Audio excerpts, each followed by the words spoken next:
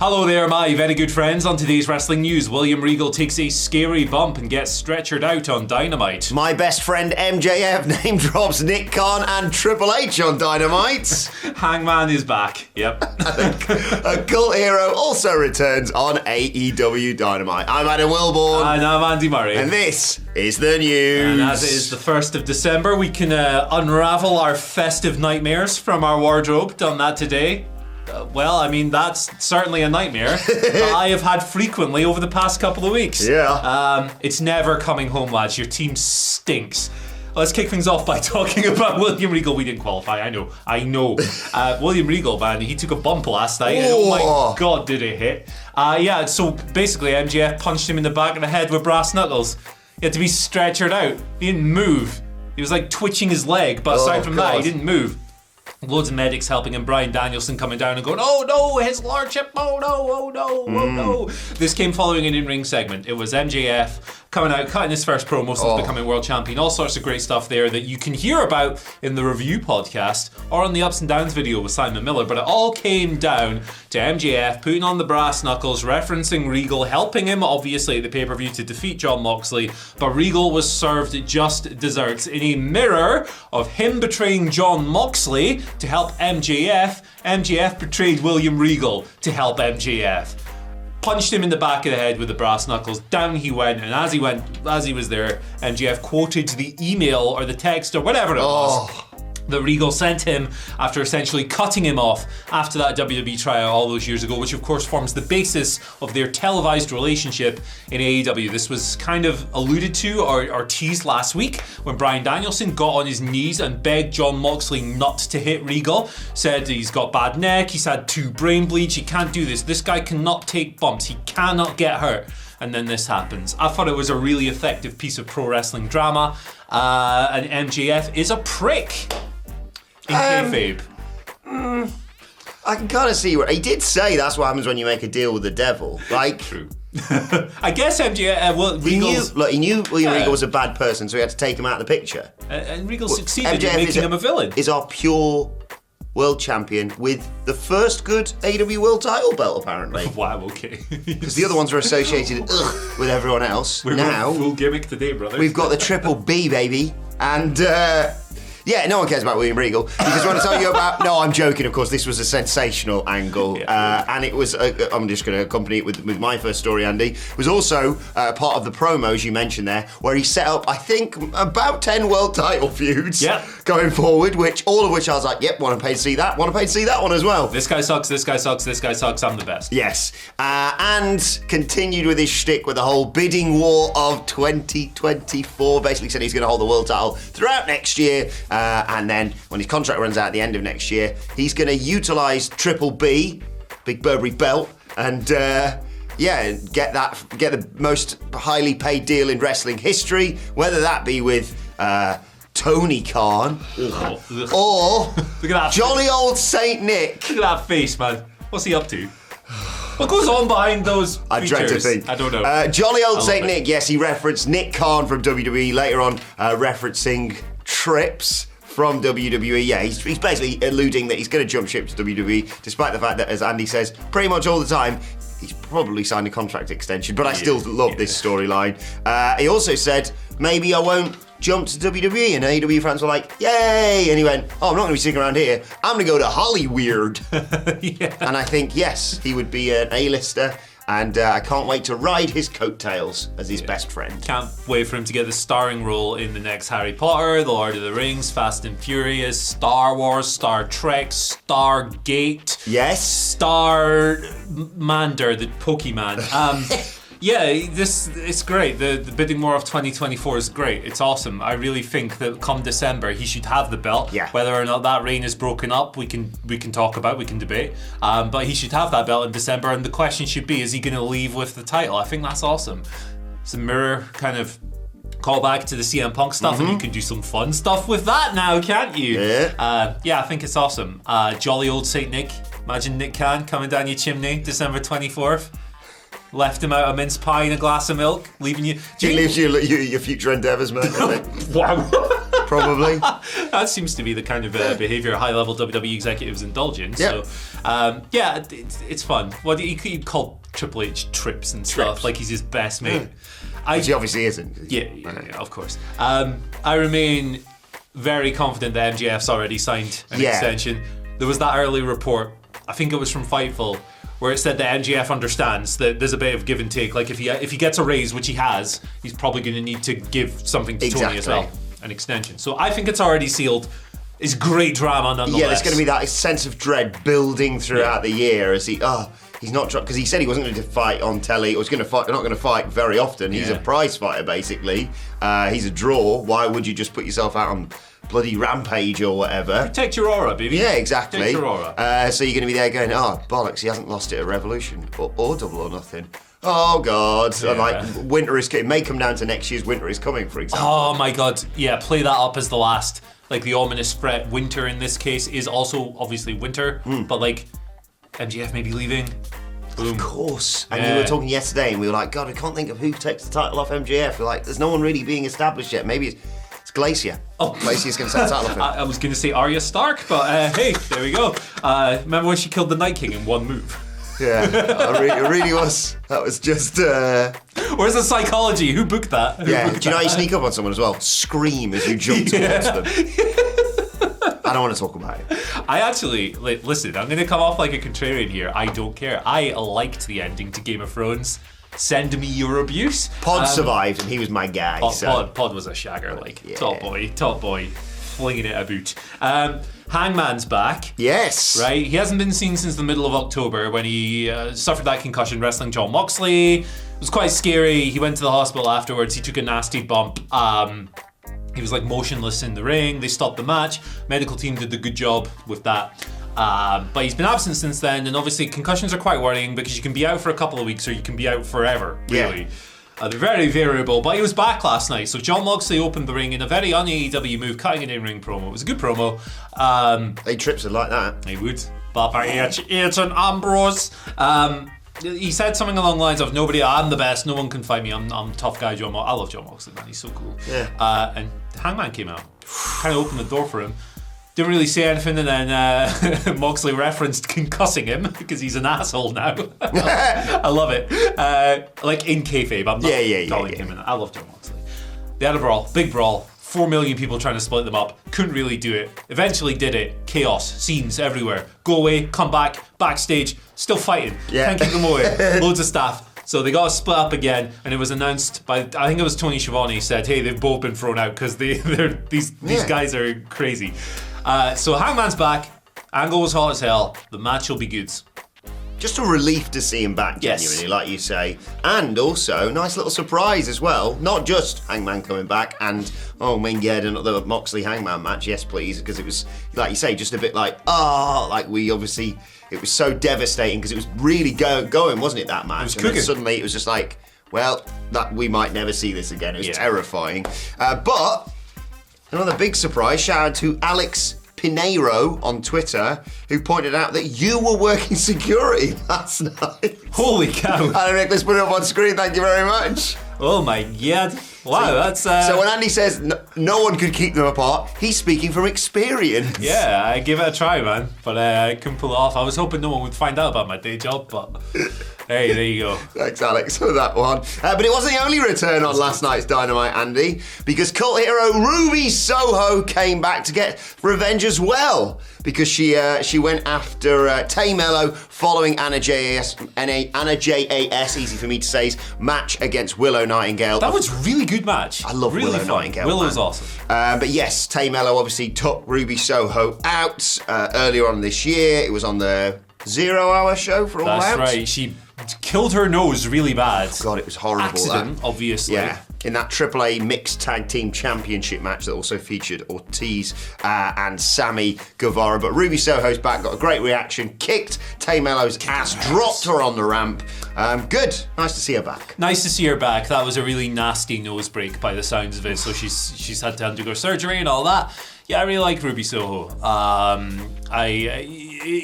natural feud with Ty to kick back into. It'll have some good heat. I think it was her hometown, was it last night? I believe so, yes. Yeah, so that's cool as well. Anything that gets the Rancid song on my screen is good because I love. I grew up listening to that band and I like Ruby and I like the song. So. Just a quick side note.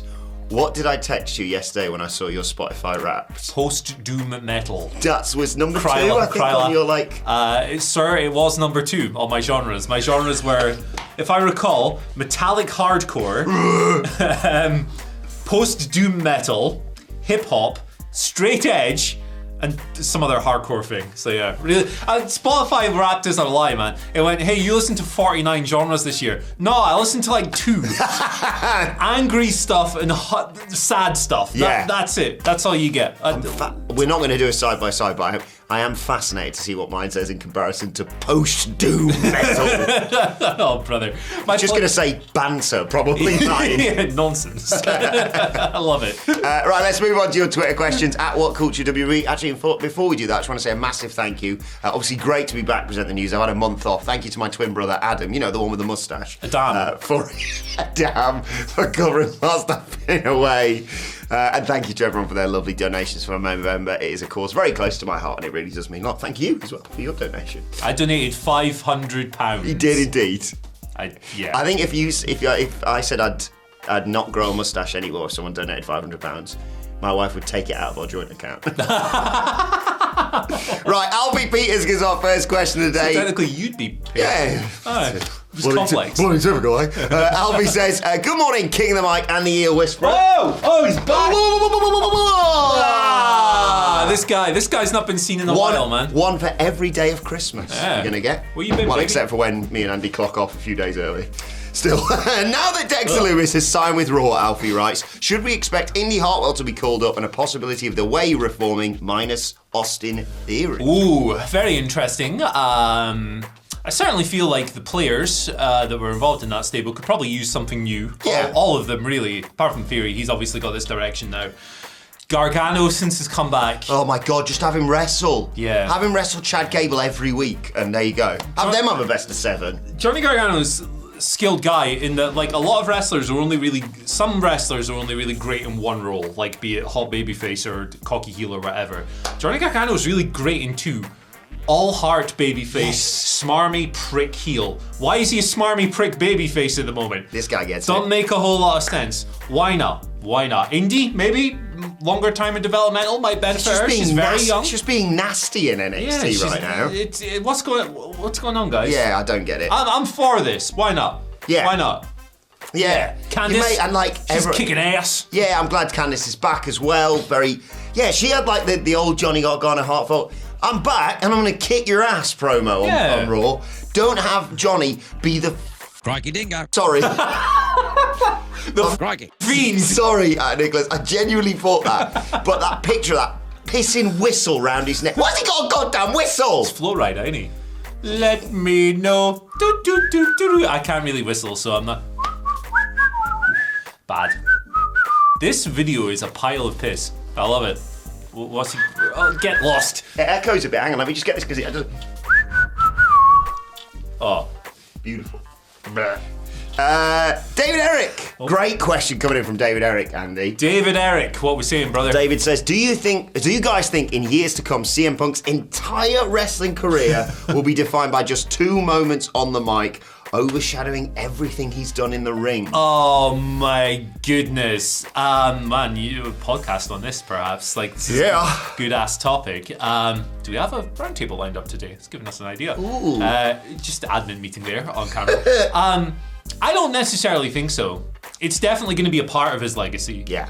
Same as like, oh God, I'm going to compare CM Punk to Hulk Hogan. Hulk Hogan, big part of his legacy is being a politicking mother hubbard. Yeah. Now, obviously, Hulk Hogan is more important to the growth of pro wrestling and more important to the story of pro wrestling in terms of how monstrous a star he was in the 80s, 90s, and whatever. But I think Punk will have these conversations. It'll be a complicated legacy. I'll be going, hey, Remember how real he made it? Remember those awesome feuds and matches? Remember how visceral he was on the microphone? Remember when he came back and it was incredible and it was the first time in 7 years and we're all loving it and that great year he had. But we are also going to mention the Bull. I don't think it's going to overshadow it. I may be proven wrong. It's going to be part of it though, for sure. It's going to be the straight edge elephant in the room. Boom, there you go. Elephants don't drink, do drugs or any of that, so like that's an fair. elephant having taped up crosses on its... on the end of its... Oh, on its trunk. A trunk. I almost called it a snoot. Oh, that works too. John Oldfield gives us our final question of the day. I'm going to save my answer to David's question when I get to John Oldfield's, because John says, after what has probably been the craziest year in wrestling for a long time. Yeah, fair assessment, John. Yeah. What crazy wrestling predictions do you guys have for 2023, and who do you hope going forwards? What do you hope for going forwards with one wrestler in each promotion? Thanks, guys, and hey, say hi to Stacks and Briggs for me, please. If you know, you know. WhatCulture Wrestling Podcast, wherever you get your podcasts from. Yeah, what's your prediction for next year? So literally nothing is off the table. Yeah. Nothing is off the table. Cody Rhodes went to WWE, Vince McMahon wrestled, Vince McMahon left. Yeah. Triple H came back. Nothing is... Elite had a fight with CM Punk the hype. Yeah, nothing is out of the question, man. CM Punk goes back to AEW. Boom. Ooh. I don't think that's going to happen, but I don't think it's entirely impossible. And I will go the complete opposite, answering David Eric's question. I think everything that Punk has done may have been overshadowed right up until the number 30 spot is revealed in next year's Royal Rumble. And let's be honest, when it comes to me predicting Punk's return to wrestling, folks, where's the lie? I called it. I may have kind of implied he was going to be in WWE rather than AEW when it first happened. But I still called it. I'm still claiming it. In terms of what I hope for people in each promotion, MJF's a given, so I'm not going to mention him. I want to see Adam Cole back wrestling, man. Only when he's good and ready and healthy and all that. But my God, I heard his name mentioned the other day, and I just had like a little moment to myself of like, oh yeah, he's sensational, isn't he? He's wonderful. Yeah. So more for him, and yeah, a satisfying conclusion to the Sami Zayn story. Just don't screw it up. That's all I'm hoping for. Yeah. I want all my favourites to do well. Yeah. I want the Butcher and the Blade to get that tag team title. I want the Eddie Kingston to get that world title, even if it's only for a week. What the hell? I want Bob Lashley to get the world title again. Hell yeah. I just want all my favourites to do well. I want Chris Statlander to come back and kick some ass. Yeah. I want Athena to keep kicking ass. Oh, I'm glad she's turned. I just want everyone to kick ass. I don't know why you voice. Yeah. Okay. But yeah, I feel like there's a video in us predicting next year. Jamie Hayter beats Britt in the UK. I want that. Oh yeah. Boom. Yeah, personally for me, I'd like to go to lots more wrestling shows, but that's kind of a selfish thing. I want to go to Japan, man.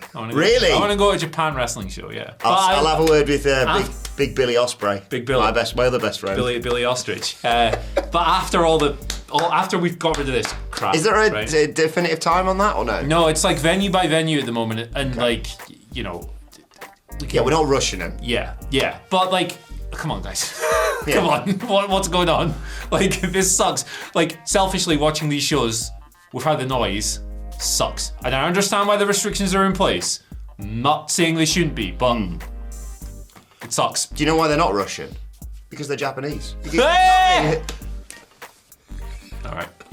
You're stuck with me all day today. All day. At least we've only got 2 more weeks or something. Yeah, exactly. We all piss off. And he's crossing the dates off on the calendar. Let's move on to today's and finally. And I'm so happy when I see something great happening for one of our viewers or listeners or fans or whatever. So I want to give a massive shout out to Robert Stevenson. He sent us something yesterday and I was like, oh, that's great. And we all saw it in the office and we all reacted to it. And it's like, oh, but will it get on telly?